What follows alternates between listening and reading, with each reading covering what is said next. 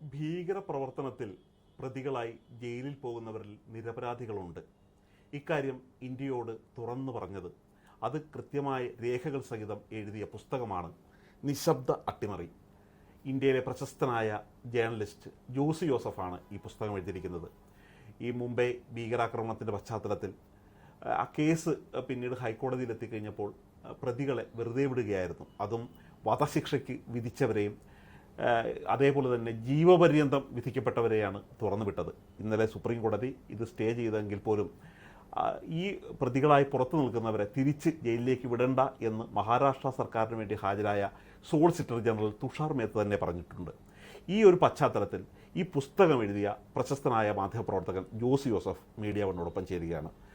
ജോസി, ഇപ്പോൾ നിരന്തരം ഈ പുസ്തകത്തിനെ കുറിച്ചുള്ള വീണ്ടും ചർച്ചയായിക്കൊണ്ടിരിക്കുകയാണ്. കാര്യം നിങ്ങൾ ആദ്യം ഇത് തുറന്നു കാട്ടിക്കഴിഞ്ഞപ്പോൾ ഈ ഏജൻസികൾ ഇങ്ങനെയൊക്കെ പ്രവർത്തിക്കുമോ, നിരപരാധികളെ ക്രൂശിക്കുമോ എന്നുള്ള സംശയം പലതരത്തിൽ ചോദിച്ചിട്ടുണ്ട്, പലരുടെയും ചൊളിച്ചിട്ടുണ്ട്. ഇപ്പോൾ എന്ത് തോന്നുന്നു ഈ പ്രതികരണങ്ങളിൽ നിന്ന്? അല്ല, പ്രതികരണങ്ങളിൽ നിന്ന് കുറച്ചുകൂടി ആൾക്കാർക്ക് ബോധ്യമായി എന്നുള്ളൊരു ആശ്വാസമുണ്ട്. അതിനേക്കാൾ വലിയ ആശ്വാസം എന്ന് പറയുന്നത് യാതൊരുവിധ കുറ്റവും ചെയ്യാത്ത 12 പേര് കുറ്റവിമുക്തരായിരിക്കണം. അതിൽ 5 പേര് തൂക്കിക്കൊല്ലാൻ വേണ്ടി വിധിച്ചവരായിരുന്നു. അതിൽ സന്തോഷമുണ്ട്. അതിന് ധൈര്യം കാണിച്ച ജഡ്ജിമാരോടും വളരെ ബഹുമാനമുണ്ട്. പക്ഷേ ഇത് നമ്മുടെ രാജ്യത്ത് വ്യാപകമായിട്ട് നിൽക്കുന്ന ഒരു വലിയ ക്യാൻസറിൻ്റെ ഒരു ചെറിയ ഒരു നിഴൽ മാത്രമാണ്. കാരണം ഇങ്ങനെ നിരപരാധികളെ ജയിലിൽ കിടക്കുന്ന നൂറുകണക്കിന് രാജ്യത്തുണ്ട്. അതിൽ മെജോറിറ്റി എന്ന് പറയുന്നത് നമ്മുടെ വളരെ പാവപ്പെട്ടവരും ദളിത്തും മുസ്ലിംസുമായിട്ടുള്ള മൈനോറിറ്റീസൊക്കെയാണ്. ഇത് നമ്മുടെ ഒരു സിസ്റ്റമാറ്റിക് റോട്ടാണ്. ഈ തകർന്നുകൊണ്ടിരിക്കുന്ന സിസ്റ്റത്തിനെ കുറിച്ച് അറിയാവുന്നത്രയും കാര്യങ്ങൾ പുസ്തകമായിട്ട് എഴുതി ഞാൻ ആദ്യം ഇംഗ്ലീഷും പിന്നീട് മലയാളത്തിലും വന്നപ്പോഴും എഴുതിയപ്പോൾ ഉദ്ദേശം ഇത് തന്നെയായിരുന്നു. കാരണം നമ്മുടെ രാജ്യത്ത് 2014 ശേഷം മോദി സർക്കാർ വന്നതിന് ശേഷം കൊണ്ടുവന്ന ഒരു ഗവേണൻസ് മോഡലിൽ ഈ അന്വേഷണ ഏജൻസികളും ഇൻകം ടാക്സും എൻഫോഴ്സ്മെൻറ്റ് ഡയറക്ടറും പോലത്തെ ഏജൻസികളൊക്കെ ഒരു വെപ്പണൈസ് ചെയ്യപ്പെടുകയും വളരെ സിസ്റ്റമാറ്റിക്കായിട്ട് വെപ്പണൈസ് ചെയ്തതിനെക്കുറിച്ചുള്ള കഥ പറയുക എന്നുള്ള വാശിക്ക് പുസ്തകമാണിത്. അത് ഈ പുസ്തകം ജഡ്ജിമാർ വായിച്ചില്ല എന്നൊക്കെ ആൾക്കാർ പറയുന്നുണ്ട്.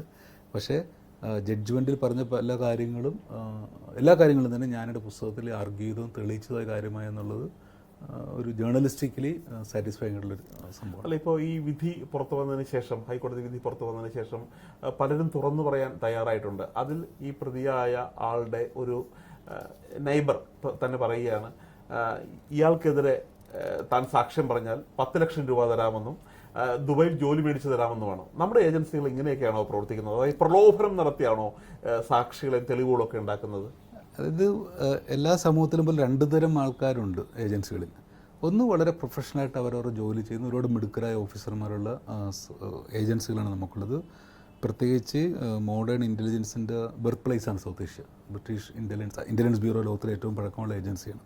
അപ്പോൾ ഒരുപാട് നല്ല ട്രഡീഷനൊക്കെ ഉള്ള ഒരുപാട് നല്ല ഓഫീസറുണ്ട്. പക്ഷേ മറുവശത്ത് ഈ ഏജൻസികളിൽ ഇന്ന് മോണോപ്പൊളൈസ് ഡോമിനേറ്റ് ചെയ്ത് വരുന്നതെന്ന് വെച്ചാൽ നിങ്ങൾ ഈ പറയുന്ന പോലെ പൈസ കൊടുത്തിട്ടും ആൾക്കാരെ ദ്രോഹിച്ചും ഭീഷണിപ്പെടുത്തിയും ഒക്കെ തെളിവ് നിർമ്മിക്കുന്ന ഓഫീസേഴ്സ് ഒരുപാട് പേരുള്ള ഏജൻസികളെ മാറിക്കൊണ്ടിരിക്കുകയാണ്.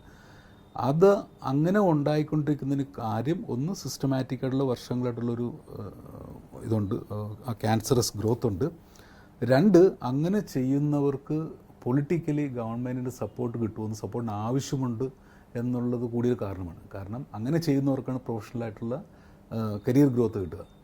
ഈ ബോംബെ ടെററിസ്റ്റുകളെ ഫ്രെയിം ചെയ്ത കേസ് അന്ന് ഹാൻഡിൽ ചെയ്യുന്ന ബോംബെ മഹാരാഷ്ട്ര ATSൻ്റെ ചീഫ് KP രഘുവംശിയുണ്ട്. അദ്ദേഹം ടോർച്ചർ ചെയ്തൊക്കെ ഞാൻ വളരെ വ്യക്തമായിട്ട് എഴുതിയിട്ടുണ്ടായിരുന്നു. എന്തുകൊണ്ടോ പുള്ളി കേസൊന്നും കൊടുത്തില്ല, എന്തുകൊണ്ടാണെന്ന് എനിക്ക് അറിഞ്ഞുകൂടാ. പക്ഷേ KP രഘുവംശി അതിനുശേഷം രാജസ്ഥാൻ റോയൽ ക്രിക്കറ്റ് ടീമിൻ്റെ IPL ടീമിൻ്റെ എത്തിക്സ് ഓഫീസറായി മാറി.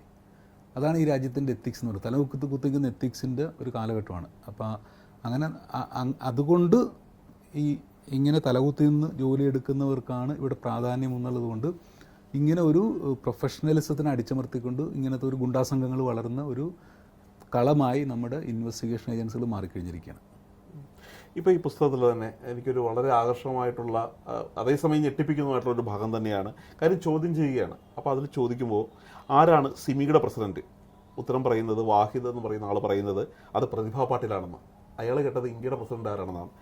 ഈ സിമിയുടെ പ്രസിഡന്റ് ആരാണെന്ന് പോലും അറിയാൻ പാടാത്ത ആളെയാണ് ചോദ്യം ചെയ്യുന്നത്. പിന്നീട് ഈ ആരാണ് സിമിയുടെ പ്രസിഡന്റ് എന്ന് വീണ്ടും ചോദിക്കുന്നു. വാഹിദ് നിശബ്ദനായിരുന്നു.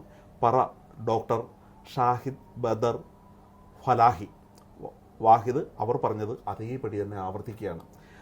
വീണ്ടും നമുക്കൊരു കൗതുകവും അതേപോലെ തന്നെ ആശങ്കയും ഉണ്ടാക്കുന്നൊരു ഭാഗമാണ് പിന്നീട് പറയുന്നത്. അതായത് നിൻ്റെ ഒപ്പം എത്ര പേര് വന്ന് താമസിച്ചു, 3 ശേഷം എത്രയാണ് സംഖ്യ വരുന്നത്, ഇന്ത്യയുടെ അയൽ രാജ്യങ്ങൾ ഏതൊക്കെയാണ്, ഇതൊക്കെ അയാൾ കൃത്യമായിട്ട് മറുപടി പറയുന്നുണ്ട്. പാകിസ്ഥാൻ, അഫ്ഗാനിസ്ഥാൻ, ബംഗ്ലാദേശ്. പക്ഷേ പിന്നീട് കുറ്റപത്രത്തിലും അല്ല ഈ ചാർജ് ഷീറ്റിലും വരുമ്പോൾ അവിടെ ഈ ചോദ്യമല്ല പറയുന്നത്. പകരം നിങ്ങൾ എത്ര പേരുണ്ടായിരുന്നു എന്നുള്ളവിടെ 4, ഏതൊക്കെ സ്ഥലങ്ങളിലാണ് നിങ്ങൾ പ്രശ്നം ഉണ്ടാക്കിയത്, എവിടെ നിന്നൊക്കെയാണ് വരുന്നതെന്ന് ചോദിക്കുമ്പോൾ അതൊക്കെ ബംഗ്ലാദേശ്, പാകിസ്ഥാൻ പറയുന്നു. അപ്പോൾ എങ്ങനെയാണ് ഈ ചോദ്യം ചെയ്യലിൽ പോലും ഇത്തരത്തിലുള്ള അട്ടിമറി തുടക്കത്തിൽ തന്നെ സത്യസന്ധമായി നടക്കേണ്ട ചോദ്യം ചെയ്യൽ എങ്ങനെയാണ് അട്ടിമറിക്കപ്പെടുന്നത്? ഇത് സുമോദിപ്പോൾ വായിച്ചത് പുള്ളിയുടെ നാർക്കോ ടെസ്റ്റിൻ്റെ ഇതാണ്. അപ്പോൾ ഇന്ത്യയിൽ ഒരു കാലത്ത് വളരെ സെലിബ്രേറ്റ് ചെയ്യുന്ന നാർക്കോ അനലിസ്റ്റിൻ്റെ ഇൻ്റർവ്യൂ ആണ്. അവർ ഇൻ്റർവ്യൂ എന്ന രീതിയാണ് പറഞ്ഞത്. അവർ ചെവിയൊക്കെ ഇട്ട് വലിച്ച് ആണ് ഇങ്ങനെ പീഡിപ്പിച്ച് ഇവരെ കൊണ്ട് ഉത്തരം പറയിപ്പിക്കുക, ചവണയിട്ട് പിടിച്ചിട്ട്. അപ്പം ഇവരങ്ങനെ ചെയ്ത വാഹിദ് ഒരാൾ മാത്രമല്ല, ഇവർ ചെയ്ത 1000-ലേറെ കേസുകളുണ്ട്. ഈ 1000-ലേറെ കേസ് നാർക്കോ ടെസ്റ്റുകളുടെ ഫലത്തിനെ ഡിപ്പെൻഡ് ചെയ്തിട്ട് ഇന്ത്യയിൽ 1000-ഓളം ജഡ്ജ്മെൻ്റ് ഇറങ്ങിയിട്ടുണ്ട്. അത് കേരളത്തിലെ വളരെ പ്രശസ്തമായ പല കേസുകളൊട്ട് ഇങ്ങോട്ടുണ്ട്. ഇവർ പിന്നീട് അവരുടെ സ്വന്തം വിദ്യാഭ്യാസ സർട്ടിഫിക്കറ്റ് ഫോർജ് ചെയ്തിട്ട് ആണെന്ന് കണ്ടുപിടിച്ചിട്ട് ഈ നാർക്കോ ഡോക്ടറെ കർണാടക ഗവൺമെൻറ് സർവീസിന് പുറത്താക്കി.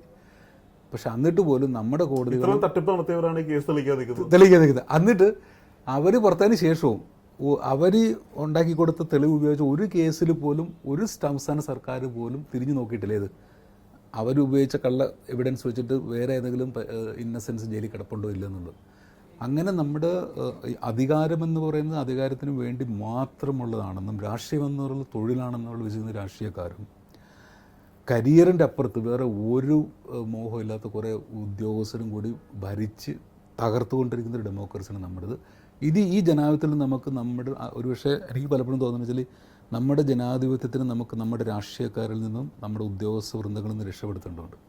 അതിനൊരു പക്ഷേ ഒരു പാരലായിട്ടുള്ളൊരു perpetual movement to save Indian republic വേണമെന്ന് എനിക്ക് തോന്നുന്നത്. അത് രാഷ്ട്രീയക്കാരിൽ നിന്നും പോലീസ് ഈ ഉദ്യോഗസ്ഥ ആൾക്കാരിൽ നിന്നും നമ്മൾ പിടിച്ചെടുക്കുന്നുണ്ട്. കാരണം ആ രീതിയിലുള്ള വെറുപ്പുളവാക്കുന്ന റിപ്പൾസീവായിട്ടുള്ള കാര്യങ്ങളാണ് ഓരോ ദിവസവും ഞാൻ എൻ്റെ ആക്റ്റീവ് റിപ്പോർട്ടിംഗ് കാലഘട്ടത്തിൽ കണ്ടുകൊണ്ടിരുന്നതും ഇന്നും കേൾക്കുന്നതും.